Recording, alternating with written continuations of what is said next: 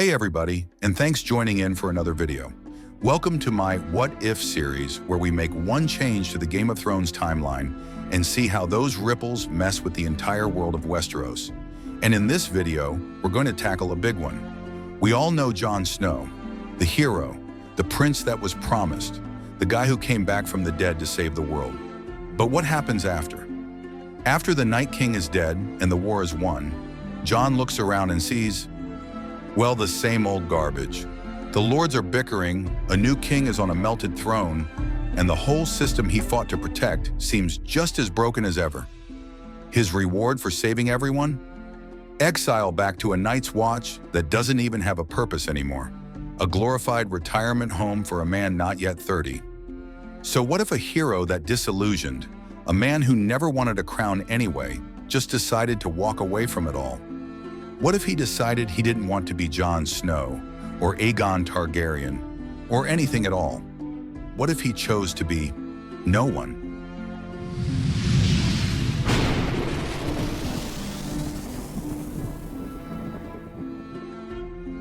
So I guess the real question is, how would the story change if Jon Snow, rejecting his name and his past, went to Braavos to become a faceless man? Well, that's what we're here to find out today.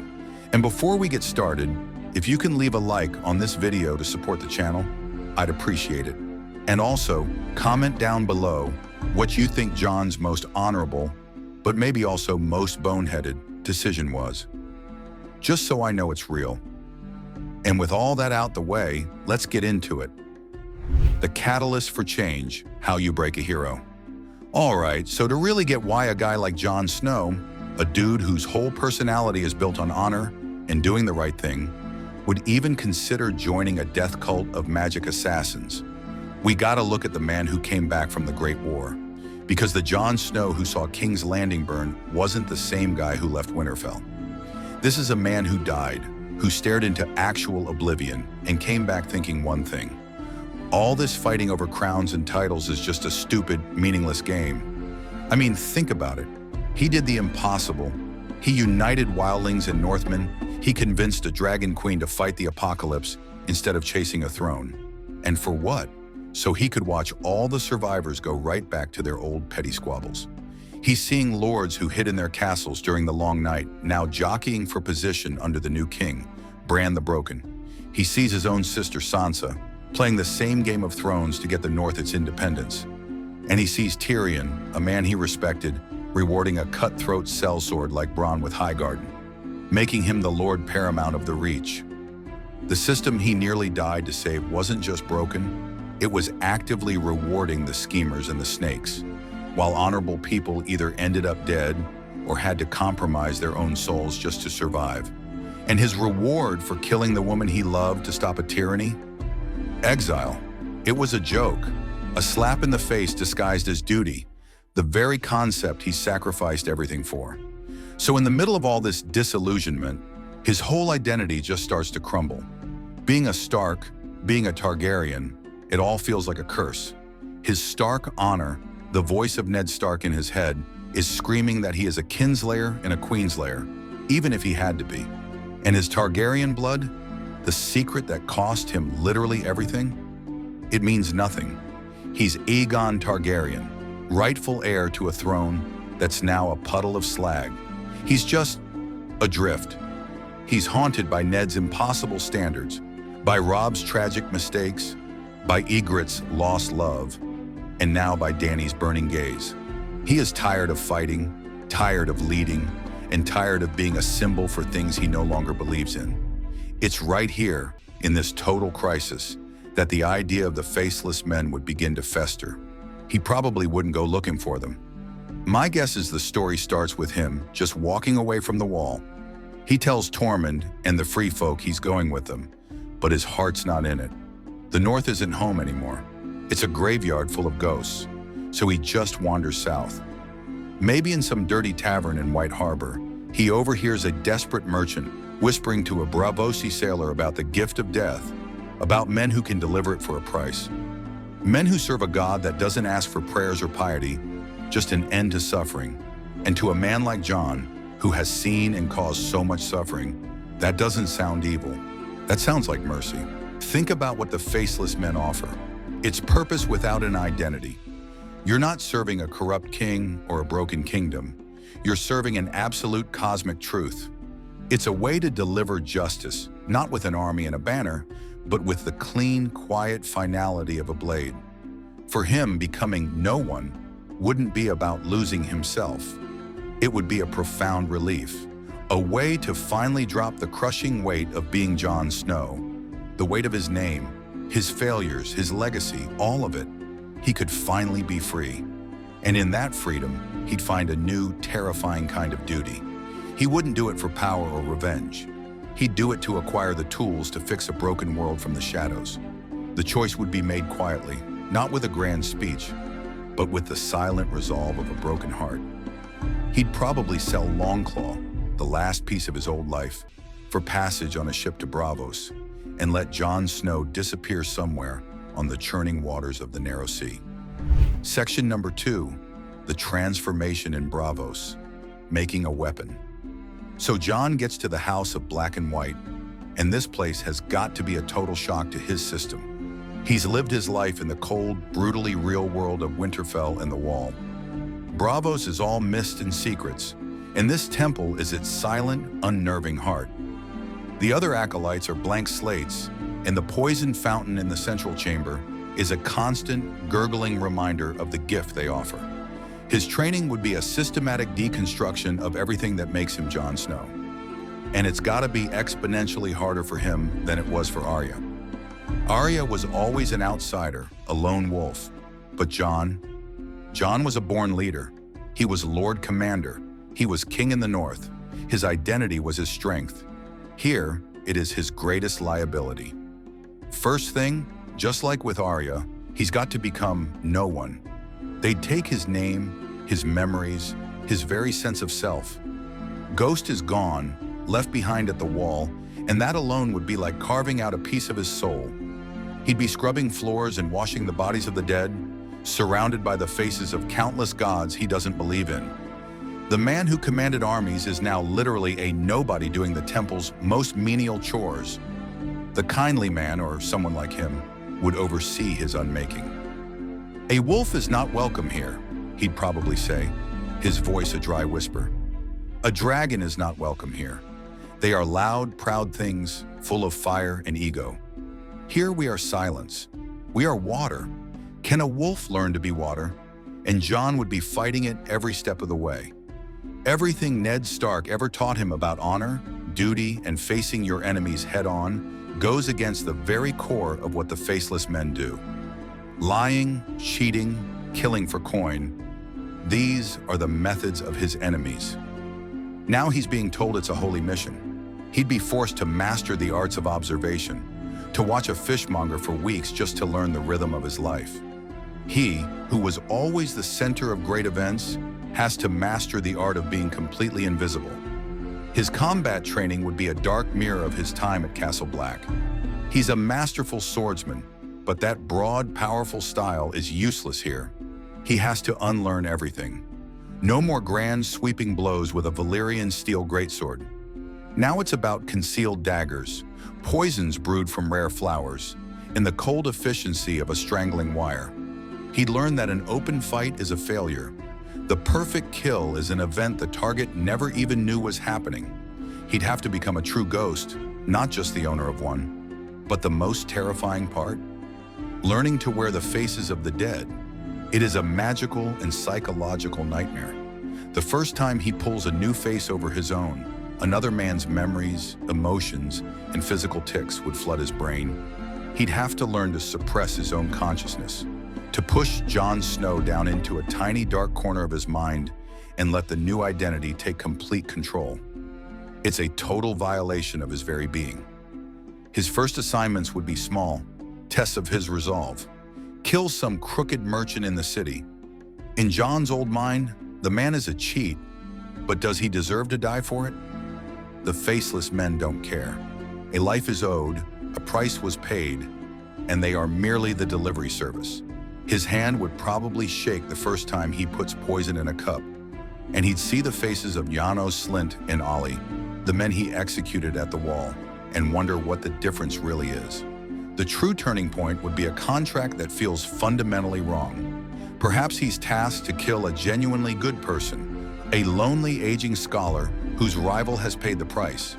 When he questions it, the kindly man would explain, "We do not kill for coin. The coin is the prayer. We are the answer. The man's life was good. He is lonely now, and in his prayers he asks the gods for the gift of release. A rival paid the price to give it to him. We do not judge. We serve." And that's the war Jon has to win inside his own head. He must surrender his own judgment. His honor, his personal moral compass, has to be shattered. He has to accept that the god of death is absolute and his mortal ideas of right and wrong are irrelevant. It would be a brutal internal conflict, but to succeed, he has to finally kill what's left of Jon Snow. He's got to accept that his god's justice isn't about fairness. It's about balance, a life for a life. And in a world as broken as Westeros, there are a lot of lives owed. When he finally accepts that, his transformation is complete. He is what they wanted, a patient, observant, and deadly weapon, waiting to be aimed right back at the continent that forged and broke him. Hey, if you're enjoying this dark journey into what could have been, be sure to hit that like button. It really helps the channel out, and I'd appreciate it. And let me know down in the comments. Do you think the real Jon Snow, the one we know, could ever truly let go of his honor and do this? All right, let's see what happens when this new weapon goes home. Section number 3, The Phantom of Westeros, a new great game. So, years pass. Back in Westeros, King Bran's reign is outwardly peaceful, but it's an uneasy peace built on fragile alliances. The great houses are all paying lip service to the new king, but they're quietly rebuilding their armies and nursing old grudges. The whole continent is a powder keg, and a spark is about to arrive from Braavos. It's a man with no name, no past, and a face that isn't his. The man who used to be Jon Snow is back. He doesn't go to Winterfell. He doesn't go anywhere near the north. He simply blends into the bustling crowds of a major city like Old Town or King's Landing. He is an instrument now, and it's likely the Iron Bank of Braavos, a major client of the House of Black and White, gives him his first significant contract, not for petty revenge, but to quietly reshape the future of Westeros to suit their balance sheets. Let's think about his first target. It wouldn't be a king or a great lord. That's too loud, too disruptive. The Faceless men are subtle. No, the first strike would be someone whose death causes the biggest ripples with the smallest splash. Imagine a powerful but discreet moneylender in Lannisport named Titus Falwell, who is secretly funding pirates to disrupt trade routes in the Sunset Sea. His actions are about to provoke a war between the Westerlands and the Iron Islands, which would be very bad for the Iron Bank's investments. So Jon, wearing the face of some unassuming bookkeeper, would spend months infiltrating the man's operation. This is where his training pays off. He has to live and breathe the life of another man, earn trust, and patiently identify the perfect vulnerability. The old Jon would have challenged Falwell to a duel. This Jon just watches, waits, and learns. He discovers the man's private pleasures, his favorite vintage of Arbor Gold, and the specific route the servant takes from the cellar each night. The kill is clean, clinical, a drop of a rare, untraceable poison in a single bottle. To everyone else, the wealthy moneylender just died peacefully in his sleep. No one suspects a thing, and then the ripples start. With Falwell gone, his funding for the pirate network dries up. The war between the Westerlands and Iron Islands never materializes. The Iron Bank quietly absorbs the dead man's assets, strengthening its hold on the Westerosi economy. Nobody in the Seven Kingdoms knows that the course of history was just altered by one man in a borrowed face. And Jon feels nothing. No pride, no satisfaction, just the cold, hollow feeling of a job done. He stopped a war, yes, but he did it by becoming a clandestine murderer. This is his life now. After that, the contracts get bigger, more political. The targets are always people who sow chaos for personal gain. Maybe a radical priest in the Starry Sept, trying to incite a new holy war against the godless North. Jon, disguised as a devout pilgrim, arranges a fatal accident in the winding catacombs beneath the Sept. Or perhaps a bitter storm lord plotting to overthrow the new lord, Gendry Baratheon. Jon, wearing the face of a sellsword, joins his household guard and silences him before a rebellion can ever begin. He becomes a ghost story, a whispered rumor that terrifies the most powerful people in Westeros. Lords and ladies in castles from Sunspear to the Eyrie start having convenient accidents or succumbing to sudden, mysterious illnesses. There are no clues, no suspects, just a creeping paranoia that poisons the very heart of the royal court. Alliances begin to fray. Nobody trusts anybody. The great lords all suspect one another. Is it the ever-scheming Lannisters? A resurgent Dorne? Is it King Bran himself, using his strange raven powers to eliminate threats? But Jon's actions, which are meant to prevent wars, are having an unforeseen side effect. He's not creating peace, he's creating absolute fear. Instead of the open conflict of armies, there's just a quiet, suffocating dread. The Game of Thrones is still being played, but now they're playing against a ghost they can't see. Lords hire food tasters and surround themselves with guards, trusting no one. This wasn't the peace he envisioned. He wanted to end suffering, but he's just changed its form.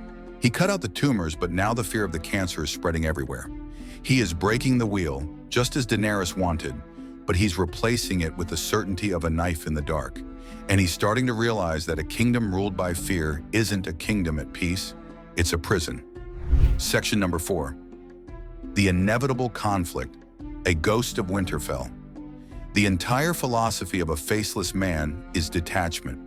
You are a tool. Your past, your feelings, your loyalties, they are supposed to be stripped away, burned out of you. For Jon, that cold detachment has been his armor. But Westeros isn't just a list of targets on parchment. It's his home, and the many-faced god is about to give him a contract that will force him to face the one person he can never truly escape, himself. So things in the north have gotten complicated.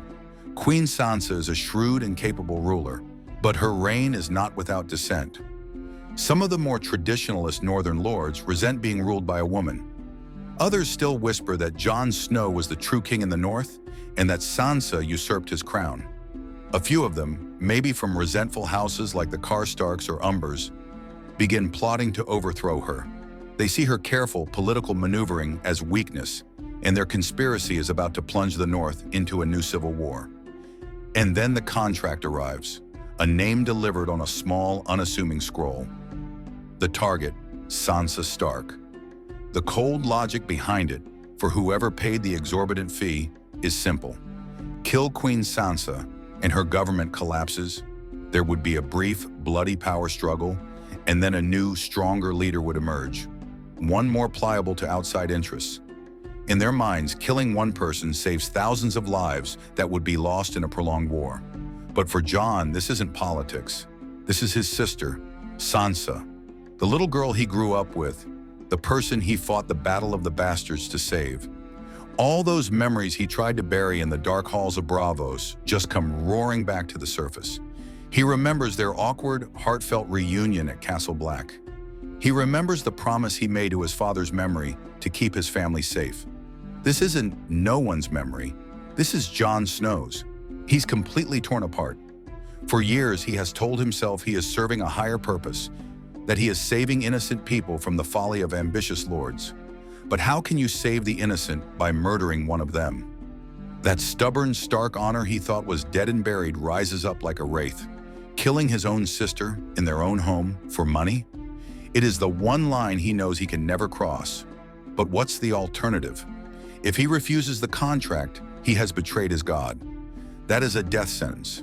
The Faceless men would simply send another assassin to kill Sansa, and then they would send a far more skilled assassin to hunt him down and kill him. His sacrifice would mean nothing. He is utterly and completely trapped. So this is the final test. He accepts the contract. It's the only way to get close, the only way to control the outcome. He travels north, not as Jon Snow, but wearing the face of a minor lord from the Vale, seeking an audience at Winterfell to discuss trade. Being back in Winterfell is a slow, agonizing torture. Every hall, every stone is a memory. He walks through the courtyard where he once sparred with Robb. He stands in the God's Wood where he made his vows to the Night's Watch. He is suffocating in ghosts and irony. He gets his meeting with the Queen of the North, And Sansa, ever observant, studies him with her intelligent, weary eyes. For a terrifying second, he thinks she'll see right through the magic, that some part of her will recognize the brother she thought was lost forever. But the face holds. He sees how tired she is, how heavy the crown weighs on her. She is a good queen. She is exactly what the North needs. And then the moment comes. He maneuvers a private meeting. They are alone in her solar. The poison is ready in a vial. The dagger is hidden in his sleeve. This is it. One quick, silent move, and the contract is fulfilled. But he looks at his sister, and he just can't. In that single frozen second, he is not a faceless man. He is Jon Snow. He makes his choice. He breaks his holy vow. He doesn't dramatically reveal himself. That would be a fool's move. Instead, he orchestrates a failure. He accidentally trips, spilling the poison wine. He creates a noisy distraction in the hallway, making a close approach with a blade impossible. He makes it all look like a series of clumsy, embarrassing mistakes. He reports back to his masters that security was too tight and the opportunity was lost. He failed the contract, and he knows precisely what that means. He's a dead man walking. The faceless men are coming for him. He slips out of Winterfell that night and disappears back into the shadows of the world. But everything is different now. He is no longer their agent. He is a renegade. He can never go back to being Jon Snow. But he is no longer no one either. He must now use all his deadly skills to protect the people he loves from the very assassins he once called his brothers. His new secret war is against the shadows themselves. And in defying death, he has finally found his true purpose. Hey everybody, and thank you so much for watching this video, and I really hope you enjoyed another story on this channel. And I think with this video, it's easy to see how Jon's journey to Braavos would change absolutely everything. The world he helps create isn't one of open warfare, but of quiet, paranoid fear. The Game of Thrones is played in whispers now, but it's more deadly than ever before. Jon Snow himself, the man who wanted to escape his own legend, ends up becoming this unseen phantom who shapes the fate of the entire continent more than any king on a throne ever could. He is a monster who hunts other monsters, a dark protector who must use the tools of terror to prevent widespread chaos. Now that I'm thinking about it, his legacy is just one big tragic irony. He left Westeros to stop being a hero, only to find his true final purpose by becoming a renegade assassin, forever fighting a secret war to protect a family and a home he once tried to leave behind. He's not Jon Snow, he's not no one. He is, in the truest sense, a permanent shield in the dark.